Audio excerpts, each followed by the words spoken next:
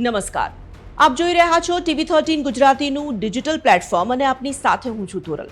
આપણું સંવિધાન, ભારતનું બંધારણ એ આપણા દેશનો સર્વોચ્ચ કાયદો છે।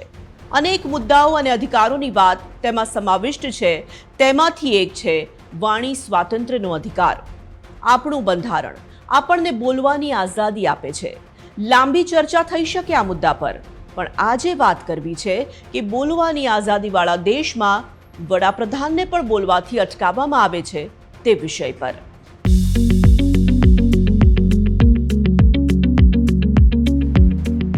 આઝાદીના 75 વર્ષના ઇતિહાસમાં જવલ્લે જ જોવા મળતી ઘટના આ વખતે આપણે આપણા સદનમાં જોઈ છે। પાર્લામેન્ટરીના ઇતિહાસમાં અંકિત થઈ જાય તેવી ઘટના। રાષ્ટ્રપતિના અભિભાષણ પર ધન્યવાદ પ્રસ્તાવ પર ન વિપક્ષના નેતા બોલી શક્યા, ન આપણા દેશના વડાપ્રધાન બોલી શક્યા। આવી જ ઘટના આ પહેલા પણ ઘટી હતી।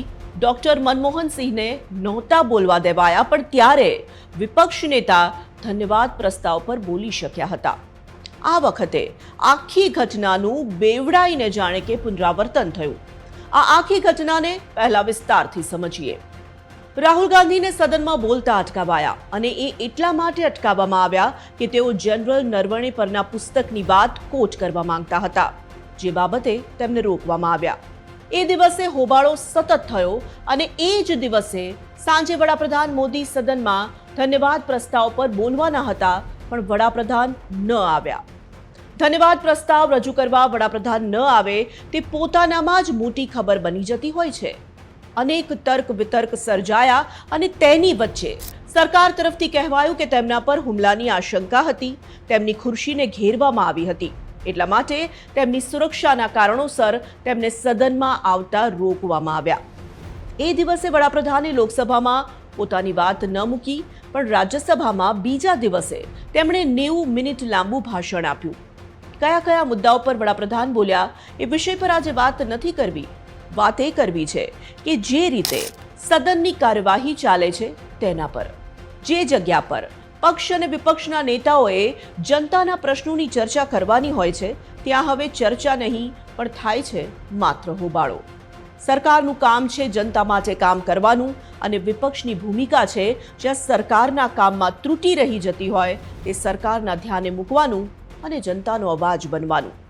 અને આ બંને પક્ષો પોતાની ભૂમિકા ત્યારે જ બરાબર નિભાવી શકે જ્યારે તેમની વચ્ચે વાર્તાલાપ થઈ શકે। સદનની કાર્યવાહી પણ એ જ તો છે ને। પણ છેલ્લા કેટલાય સમયથી આપણે જોઈ રહ્યા છીએ કે સદનમાં વાર્તાલાપ, સવાલ જવાબ તો થતા જ નથી। થાય છે તો માત્ર આક્ષેપ, હોબાળો, વિરોધ અને સામેવાળાને નિમ્ન ચિતરવાનો ન અટકતો સિલસિલો। તેમાં પણ આક્ષેપ પ્રત્યાક્ષેપનું સ્તર એટલું નિમ્ન થતું જાય છે કે આપણને બે ઘડી વિચારતા કરી મૂકે કે આ છે આપણા જનપ્રતિનિધિ, જ્યાં પક્ષ અને વિપક્ષ પોતપોતાની વાત મૂકવામાં સામેના પક્ષને સાંભળવા જ તૈયાર નથી, જ્યાં ભાષાનું સ્તર જળવાતું નથી, જ્યાં સામેવાળા ન બોલી શકે, માત્ર તે જ એજન્ડા હોય છે, ત્યાં જનતાની વાત તો ક્યાં થઈ શકવાની। એક દિવસ સદન ચલાવવાનો ખર્ચ કેટલો થાય છે એ તો તમામ લોકો જાણે જ છે। માંડ સદનમાં કાર્યવાહી થતી હોય છે, પણ હવે થોડા સમયથી આપણે જોઈ રહ્યા છીએ કે સદનની કાર્યવાહી ચાલે એના કરતાં વધુ સમય તો સ્થગિત રહેતી હોય છે। બધા જનપ્રતિનિધિ જાણે જ છે કે આ પદ્ધતિથી વિરોધ કરાશે તો મુદ્દો રજૂ કરવાની, તેને મૂકવાની વાત તો બાજુ પર રહી, કામગીરી જ નહીં થઈ શકે।